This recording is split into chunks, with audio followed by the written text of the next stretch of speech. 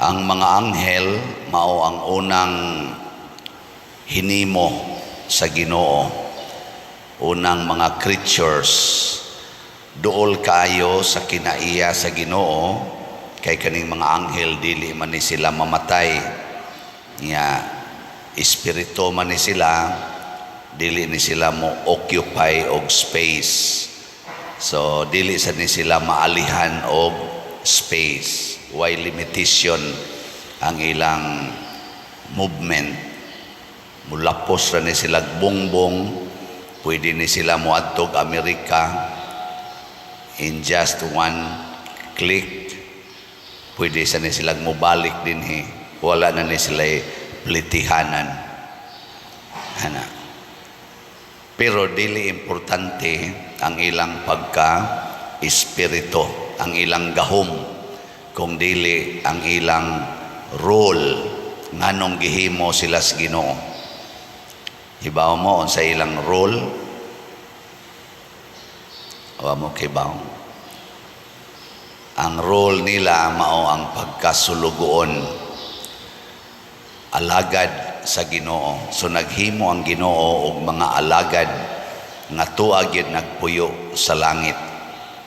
Nga karon do naman sila'y gitawag sa amo ditong pamalandong sa theology na sila'y single act of freedom. Kaya ang gihimo sa Ginoo na magining freedom, kauban man na siya. So ang mga anghel gitagaan sila one act of freedom. Kanang maka-exercise sila ba kung mosugot ba sila sa Ginoo o dili. Nga once na ila na nang ma-exercise, dili na mabalik din ana nila mabakwi. Usa sa mga archangels nga gihimos Ginoo, dakog ranggo. Kaning archangel mao na sila dagkog ranggo, dagkog sugo. So usa sa mga archangels ginganlan og Lucifer, siya ang nagda sa kahayag. Ang iyang sugo, bearer of light, Lucifer. Ning exercise siya sa iyang one act of freedom, gisupak niyang Ginoo. Din siya musugot nga sugoon sa Ginoo. Nga mao tong nailisa na siya ngan og Satanas or Yawa. Yang meaning ana, angel of darkness. Kasabot na mo niya, di man sila mamatay, nakigubat sila, nakadanisad siya daghang mga angels nga nahimo na sa mga angels of darkness. Motong naggubat sila, matud pa sa atong first reading dito sa langit, ang nagdala sa mga holy angels si Michael or si Miguel. Kinsa may napildi? Hallelujah man na inyong mga naong. Kinsa napildi? Napildi si Satanas o ang iyang mga anghel. Nya kay di man sila mamatay, giunsa sa gato pagpildi, di man sila mamatay, gihinginlan lang sila sa langit, gipapahawa sila. Hain man sila gilabay ni Asyota, naaron diha tupad ninyo. Naa diha, ni aman siya gilabay.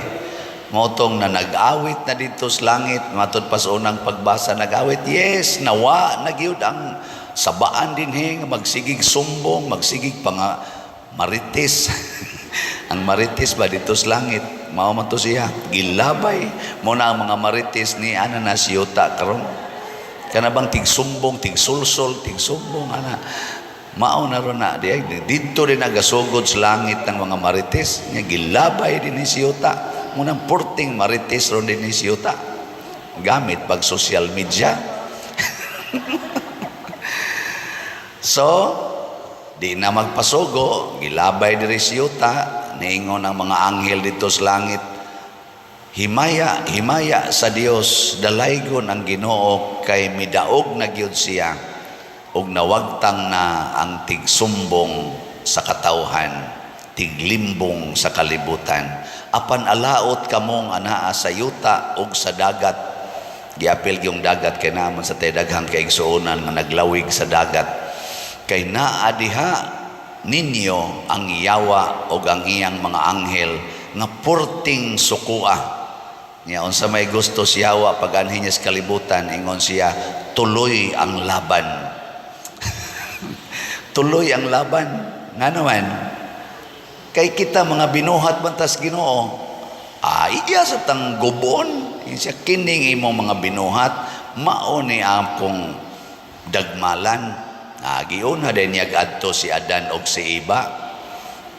Napildi ba si Adan og si Iba? Purting pildiha nahinginlan sa paraiso, naliwat sa niya ba? Gihinginlan. Diri na sad sa kalibutan sa pagantos si Adan og si Iba. Kaniadto wa sila'y kamatayon, karon naa sila'y kamatayon tungod na si yawa.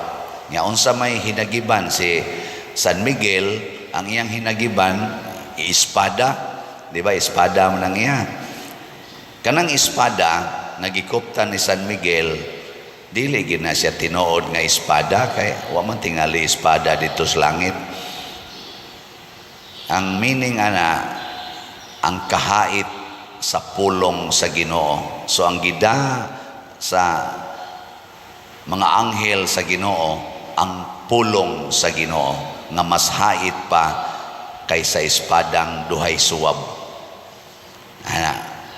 Nya unsa man ang pulonga, gugma, kamatuoran, pag-alagad, kaalam, kanang tanan nga mga virtues o kanang gisultis Ginoo, mao nay mga pulong nga hadlok kay yawa ana.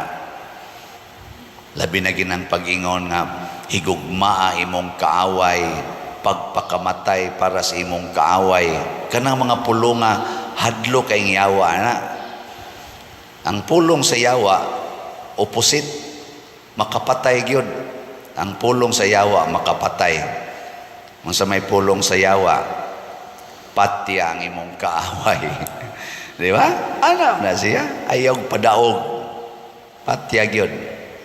Nya kinahanglan ikaw gyud labaw, kinahanglan ikaw gyud pinakagwapa, ikay pinakagwapo, ikay pinakadato, ikaw gyud pinakatalented, ikaw gyud number 1, ikaw gyud champion, ikaw gyud labaw sa tanan, top notcher, etc. etc. Mo nay gusto si Hawa. Wala. Sige, lingay mong tupad.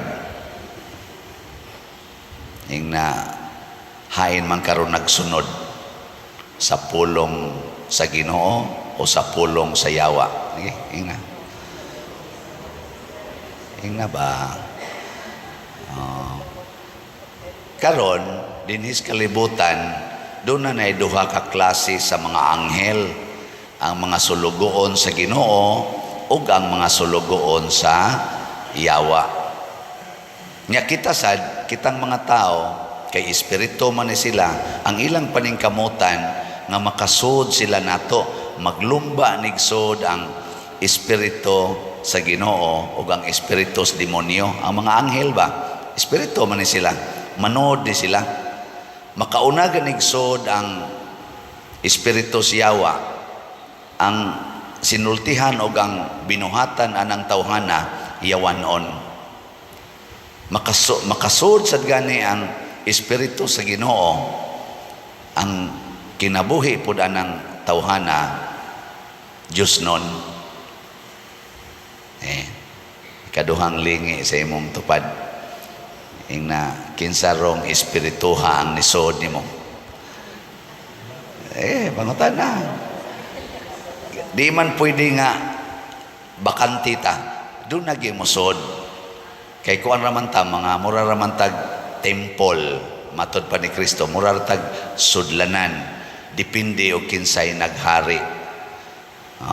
Mura sa tag sakyanan, dipindi kinsay driver. Kung ang nag-drive nimo karon, ang pulong sa yawa o ang espiritu sa yawa, yawanon gyud ka. Pareha ng sakyanan ba? Kung ang ni-drive nga driver, reckless, buangon kay ng sakyanan, tuyok to maganaan na, hantun makabangga. Depende sa driver. Kung ang driver gani buutan, ang sakyanan buutan sa kaya ng mudagan sa dalan. Na siya. Muna din sa atong parokya, makasinati kita sa mga yawanon o sa mga Diyosnon. Kisa may mga Diyosnon ang nagsigig palit og slot. Ang sulugoon sa yawa, ang kaugalingon ragi gihuna-huna, siging padaghan anang ilang kwarta o bahandi o gahom para sa kaugalingon. Pero ang mga sulugoon sa Ginoo, siging palambo sa katilingban, bahala nag mga matay ang ilang kaugalingon or magantos. Muna din sa atong simbahan, milambo ning atong simbahan, tungod ni sa daghang nagantos. Sige, manindog ta mga anghels Ginoo.